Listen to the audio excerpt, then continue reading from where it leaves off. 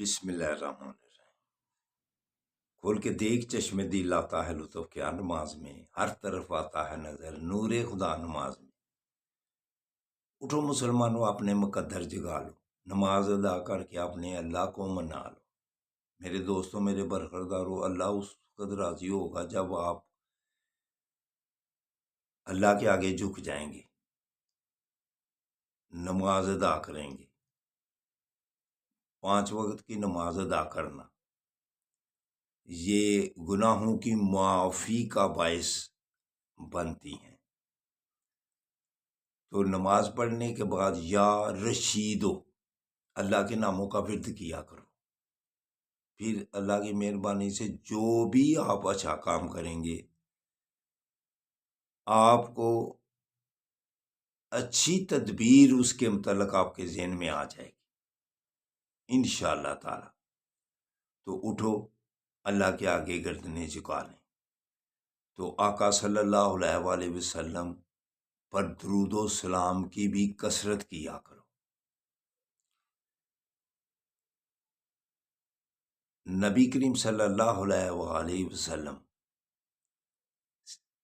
سے ایک صحابی نے فرمایا، یا رسول اللہ قیامت کب آئے گی؟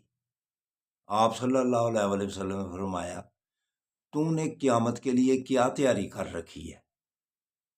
اس صحابی نے عرض کی، یا رسول اللہ فرائض یہ ادا کرتا ہوں، اور یہ فرائض ادا کرنے کے بعد مجھے اللہ اور اللہ کے حبیب آپ صلی اللہ علیہ وسلم سے محبت ہے۔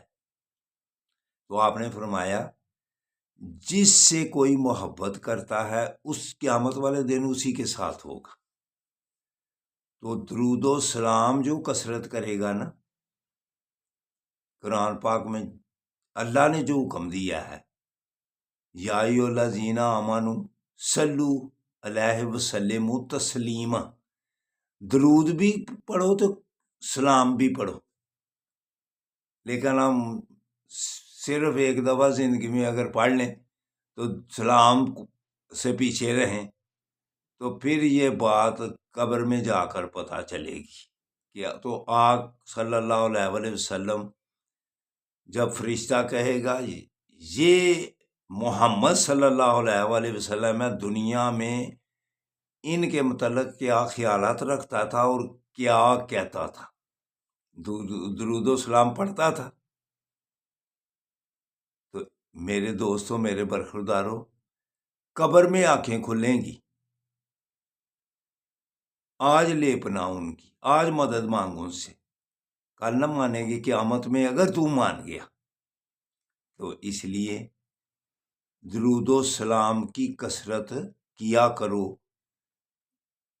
پھر قیامت والے دن آقا صلی اللہ علیہ وآلہ وسلم کا قرب حاصل ہوگا۔ تو اٹھو، اٹھ کر نماز ادا کر لو۔ اللہ حافظ، اللہ حافظ، اللہ حافظ۔